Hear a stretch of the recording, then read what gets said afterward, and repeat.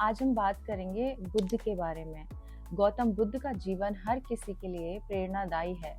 गौतम बुद्ध बौद्ध धर्म के प्रवर्तक थे। इनका जन्म 483 ईस्वी पूर्व, महापरिनिर्वाण 563 ईस्वी पूर्व में हुआ था। बचपन में उनको राजकुमार सिद्धार्थ के नाम से जाना जाता था। बौद्ध ग्रंथ के अनुसार गौतम बुद्ध के जन्म से 12 वर्ष पूर्व ही एक ऋषि ने भविष्यवाणी की थी कि यह बच्चा या तो एक सार्वभौमिक सम्राट या महान ऋषि बनेगा। 35 वर्ष की आयु में उन्हें ज्ञान की प्राप्ति हुई थी। वे संसार का मोह त्याग कर तपस्वी बन गए थे और परम ज्ञान की खोज में चले गए थे। आइए आज हम आपको सिद्धार्थ के महात्मा बुद्ध बनने तक के सफर के बारे में बताते हैं। जन्म काल के बारे में जानते हैं। बुद्ध का गोत्र गौतम था। बुद्ध का वास्तविक नाम सिद्धार्थ गौतम था। उनका जन्म शाक्य गणराज्य की राजधानी कपिलवस्तु के निकट लुम्बिनी में हुआ था।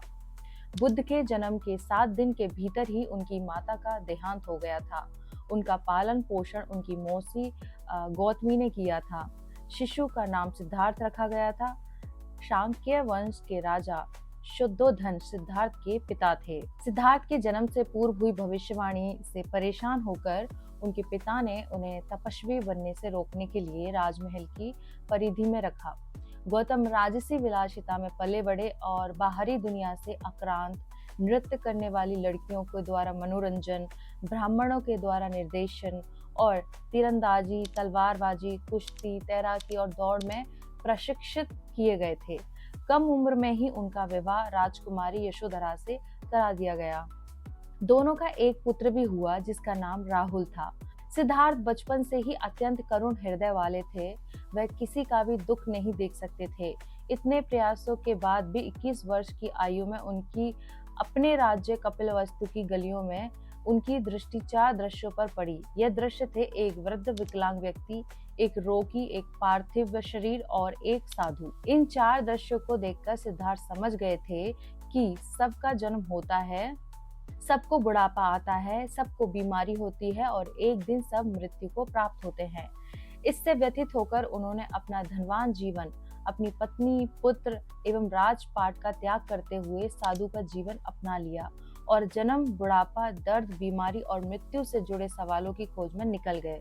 उन्हें ज्ञान की प्राप्ति कैसे हुई? सिद्धार्थ ने अपने प्रश्नों के उत्तर ढूंढने शुरू किए। समुचित ध्यान लगा पाने के बाद भी उन्हें इन प्रश्नों के उत्तर नहीं मिले। फिर उन्होंने तपस्या भी की लेकिन उनके प्रश्नों के उत्तर नहीं मिले। इसके बाद कुछ और साथियों के साथ अधिक कठोर तपस्या प्रारंभ की। ऐसे करते हुए 6 वर्ष व्यतीत हो गए। भूख से व्यथित व्याकुल मृत्यु के निकट पहुंचकर बिना प्रश्न के उत्तर पाए वह कुछ और करने के बारे में विचार करने लगे थे। एक गांव में भोजन की तलाश में निकल गए, फिर वहां थोड़ा सा भोजन ग्रहण किया। इसके बाद वह कठोर तपस्या छोड़कर एक पीपल के पेड़, जो अब बोधि वृक्ष के नाम से जाना जाता है, कि प्रतिज्ञा करके बैठ गए कि यह सत्य जाने बिना उठेंगे नहीं। वह सारी रात बैठे रहे और माना जाता है कि यही वह क्षण था जब सुबह के समय उन्हें पूर्ण ज्ञान की प्राप्ति हुई थी। उनकी अविजय नष्ट हो गई और उन्हें निर्वाण यानी बोधि प्राप्त हुई और वह 35 वर्ष की आयु में बुद्ध बन गए। बुद्ध को शाक्य मुनि के रूप में भी जाना जाता है। 7 हफ्तों तक उन्होंने मुक्ति की, स्वतंत्रता और शांति का आनंद लिया। प्रारंभ में तो वह अपने बोधि के बारे में दूसरों को ज्ञान नहीं देना चाहते थे।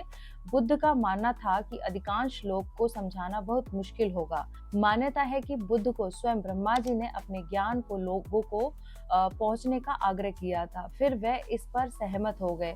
इस तरह उन्होंने अपना पहला धर्म उपदेश उत्तर प्रदेश के वाराणसी के पास सारनाथ में अपने पहले मित्रों को दिया था।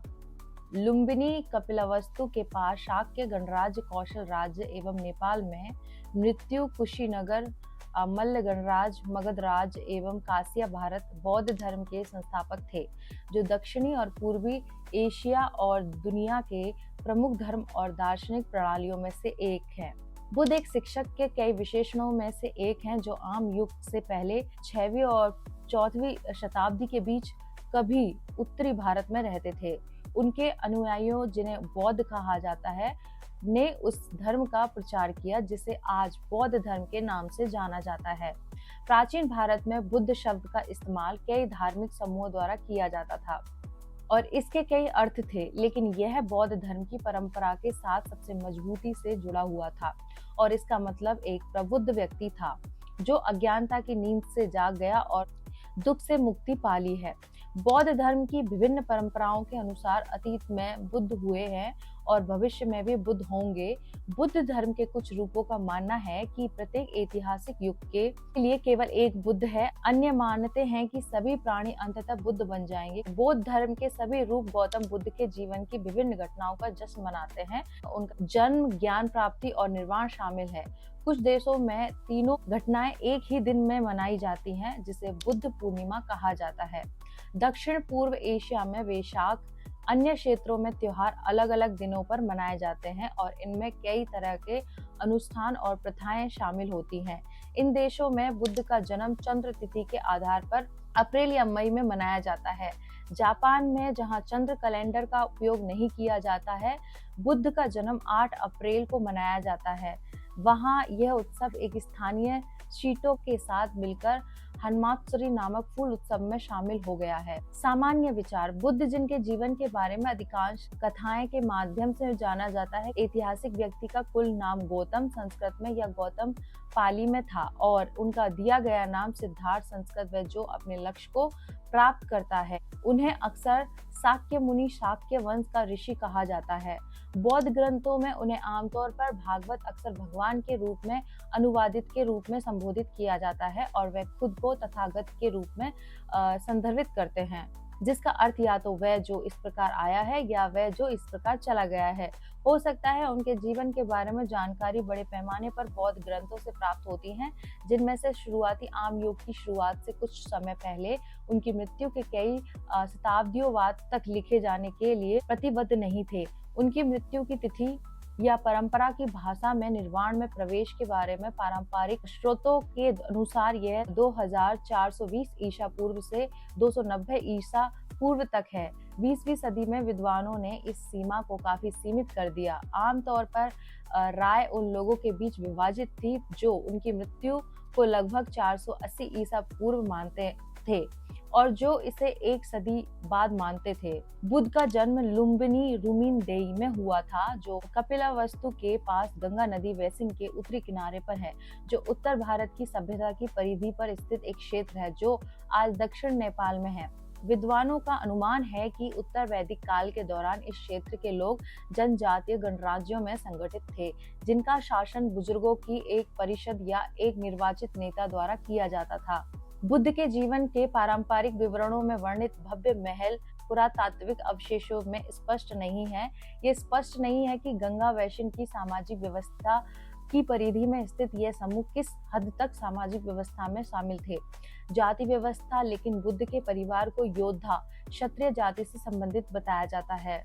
मध्य गंगा बेसिन को लगभग 16 शहर राज्यों में संगठित किया गया था, जिन पर राजाओं का शासन था, जो अक्सर एक दूसरे के साथ युद्ध करते। मध्य भारत के इन शहरों के उदय ने उनके दरबारों और वाणिज्य के साथ सामाजिक, राजनीतिक और आर्थिक परिवर्तन लाए। 5वीं शताब्दी ईसा पूर्व के अन्य धार्मिक आंदोलन के उदय में प्रमुख कारकों के रूप में पहचाना जाता है। बौद्ध ग्रंथ में कई तरह के गुमंतु शिक्षकों की पहचान की गई है, जिन्होंने शिष्यों के समूह को आकर्षित किया।